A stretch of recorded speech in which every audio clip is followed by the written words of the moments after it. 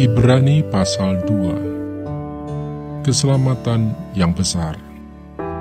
Karena itu harus lebih teliti kita memperhatikan apa yang telah kita dengar, supaya kita jangan hanyut di bawah arus.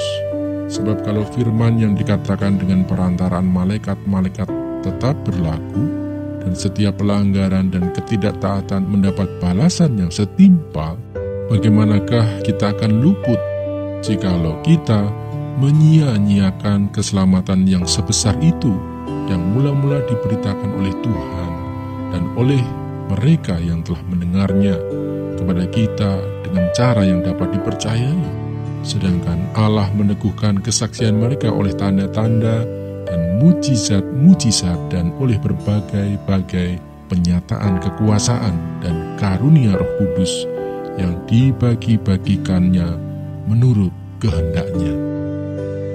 Yesus seketika lebih rendah daripada malaikat-malaikat. Sebab bukan kepada malaikat-malaikat telah ia taklukkan dunia yang akan datang yang kita bicarakan ini.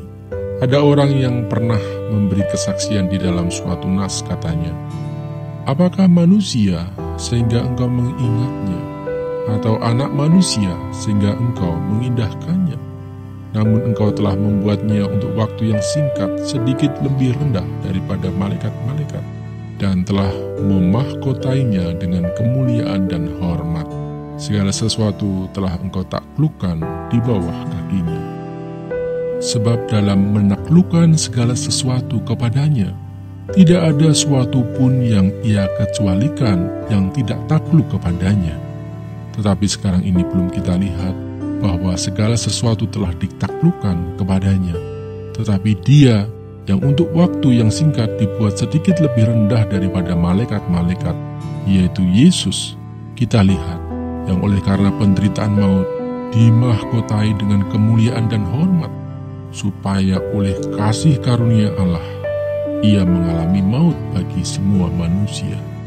Sebab memang sesuai dengan keadaan Allah, yang baginya dan olehnya segala sesuatu dijadikan, yaitu Allah yang membawa banyak orang kepada kemuliaan, juga menyempurnakan Yesus yang memimpin mereka kepada keselamatan dengan penderitaan. Sebab ia yang menguduskan dan mereka yang dikuduskan, mereka semua berasal dari satu. Itulah sebabnya ia tidak malu menyebut mereka saudara. Katanya, "Aku akan memberitakan namamu kepada saudara-saudaraku dan memuji-muji engkau di tengah-tengah jemaat. Dan lagi, aku akan menaruh kepercayaan kepadanya. Dan lagi, sesungguhnya inilah aku dan anak-anak yang telah diberikan Allah kepadaku.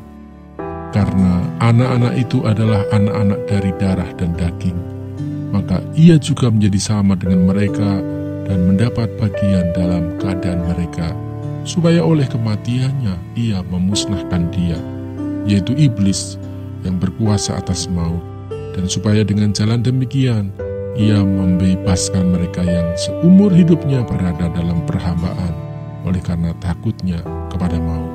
Sebab sesungguhnya bukan malaikat-malaikat yang ia kasihani, tetapi keturunan Abraham yang ia kasihani. Itulah sebabnya, maka dalam segala hal ia harus disamakan dengan saudara-saudaranya, supaya ia menjadi imam besar yang menaruh belas kasihan dan yang setia kepada Allah untuk mendamaikan dosa seluruh bangsa. Sebab oleh karena ia sendiri telah menderita karena pencobaan, maka ia dapat menolong mereka yang dicobai.